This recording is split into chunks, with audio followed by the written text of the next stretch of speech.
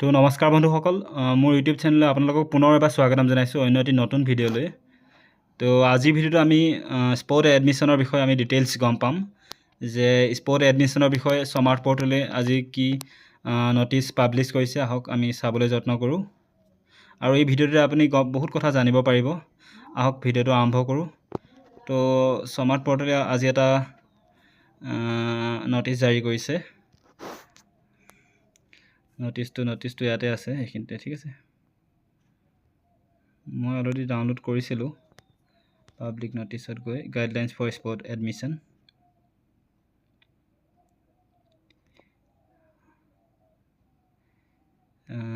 ঠিক আছে, তো আহক ইয়াতে কৈছে গাইডলাইন্স ফৰ স্পট এডমিশ্যনছ 2024।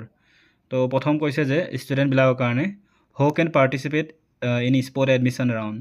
এইখিনিতে মই এটা কথা ক'ব বিচাৰোঁ যে যিবিলাকৰ ফাৰ্ষ্ট আৰু ছেকেণ্ড দুখন মেৰিট লিষ্ট মাৰিলে বা যি দুখন মেৰিট লিষ্ট পাব্লিছ হৈছিল, সেই দুখনত যিবিলাকৰ নাম নাহিল সেইবিলাকে এই স্পট এডমিশ্যনৰ জৰিয়তে নিজে বিচৰা কলেজখনত এডমিশ্যন ল'ব পাৰিব। ঠিক আছে, আৰু হয়তো তেওঁলোকে মেজৰো ছিলেক্ট কৰিব পাৰিব। কিবা বিষয়ত যদি তেওঁলোকে অনাৰ্ছ ল'ব বিচাৰে তেওঁলোকে অনাৰ্ছো ল'ব পাৰিব, বাট সেইটো কলেজখনৰ ওপৰত ডিপেণ্ড কৰিব। স্পট এডমিশ্যন কমপ্লিটলি আপোনালোকে মানি ল'ব পাৰে যে কলেজৰ কৰ্তৃপক্ষৰ ওপৰত ডিপেণ্ড কৰিব। যদি কলেজৰ ছিট বাকী থাকে, যদি মানি লওক 50টা অনাৰ্ছৰ ছিট আছে, আপুনি যিটো ছাবজেক্টৰ ল'ব বিচাৰে অনাৰ্ছ, পলিটিকেল ছায়েন্স হওক, আৰ্টছ হওক, BSc যিকোনো ছাবজেক্ট হওক, গতিকে আপুনি ল'ব পাৰিব। বোলে 50টা যদি ছিট আছে, তাৰে যদি 40টা ফিল আপ হৈ গ'ল আৰু 10টা বাকী আছে, তেন্তে সেই 10টাত আপোনাক স্পট এডমিশ্যনৰ জৰিয়তে কলেজখনে এডমিশ্যন দিব পাৰে। ঠিক আছে, তো স্পট এডমিশ্যন কোনবিলাকে ল'ব পাৰিব? ফাৰ্ষ্ট কি দিছে, those who have not secured admission in the 2 rounds. সেই মই যি ক'লোঁ এতিয়া তাকে কৈছে যে যিবিলাকে প্ৰথম দুটা ৰাউণ্ডত যিবিলাকৰ এডমিশ্যন নহ'ল, তেওঁলোকে স্পট এডমিশ্যনৰ জৰিয়তে এডমিশ্যন ল'ব পাৰিব। ঠিক আছে, থাৰ্ড মেৰিট লিষ্ট নামাৰে, এইটো কনফাৰ্ম, বাট স্পট এডমিশ্যনৰ জৰিয়তে তেওঁলোকক এডমিশ্যন দিয়া হ'ব। ঠিক আছে, those who didn't register on Assam admission smart portal. ঠিক আছে, আৰু সেইবিলাকক এডমিশ্যন দিয়া হ'ব যিবিলাকে যিটো স্মাৰ্ট পৰ্টেলত ৰেজিষ্টাৰ হোৱা নাছিল, সেইবিলাককো স্পট এডমিশ্যনৰ জৰিয়তে এডমিশ্যন দিয়া হ'ব। বহুত কিছুমান বেকৱাৰ্ড কিছুমান ঠাই আছে যিবিলাকে এইবিলাক নেটৰ সুবিধা নাই বা স্মাৰ্ট পৰ্টেল কি এইবিলাক বস্তু নাজানে, তেওঁলোককো স্পট এডমিশ্যনৰ জৰিয়তে চিধা ডাইৰেক্ট কলেজত গৈ কলেজত এডমিশ্যন দিয়া হ'ব। ঠিক আছে, এইটো তাকে ক'ব বিচাৰিছে। তাৰপিছত those who wish to cancel their admission from any of the 2 rounds.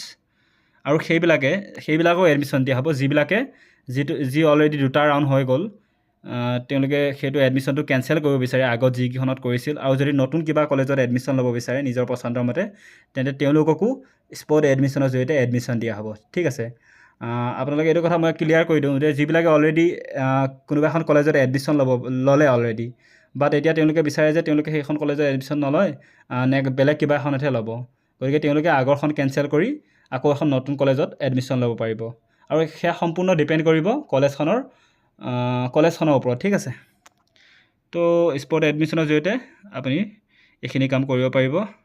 তাৰ বাহিৰেও আপুনি এইটো PDF মই আপোনালোকক দি দিম মোৰ ডেছক্ৰিপশ্যন বক্সত, আপুনি তাৰ পৰা চাব পাৰিব। ঠিক আছে, আৰু কেনেকৈ এপ্লাই কৰিব স্পট এডমিশ্যনত সেয়াও ইয়াত দি দিছে। সম্পূৰ্ণ হ'ব কলেজত। ঠিক আছে, স্পট এডমিশ্যন সম্পূৰ্ণ কলেজত হ'ব, বা অনলাইনতো ইয়াত কাম কৰিব পাৰিব। আপুনি নিজৰ প্ৰফাইলখন আপডেট কৰিব পাৰিব, স্মাৰ্ট পৰ্টেলত আপোনালোকে লগ ইন হ'ব লাগিব। এইখিনি কথা আপোনালোকে জানেই। বাকী লাষ্টত লিখি দিছে যে contact the college or university for admission. মানে সম্পূৰ্ণ স্পট এডমিশ্যন, স্পট মানে কি? স্থান, সম্পূৰ্ণ জেগাত গৈ, মানে কলেজত গৈ আপোনালোকে এডমিশ্যনটো ল'ব লাগিব। ঠিক আছে, ধন্যবাদ বন্ধুসকল মোৰ ভিডিঅ'টো সম্পূৰ্ণকৈ চোৱাৰ বাবে। আৰু এনেধৰণৰ কিছুমান ভাল ভিডিঅ' পাই থাকিবলৈ আপোনালোকে মোৰ চেনেলটো ছাবস্ক্ৰাইব কৰি ল'ব, আৰু ভিডিঅ'টো ভাল লাগিলে লাইক শ্বেয়াৰ কৰিবলৈ নাপাহৰিব।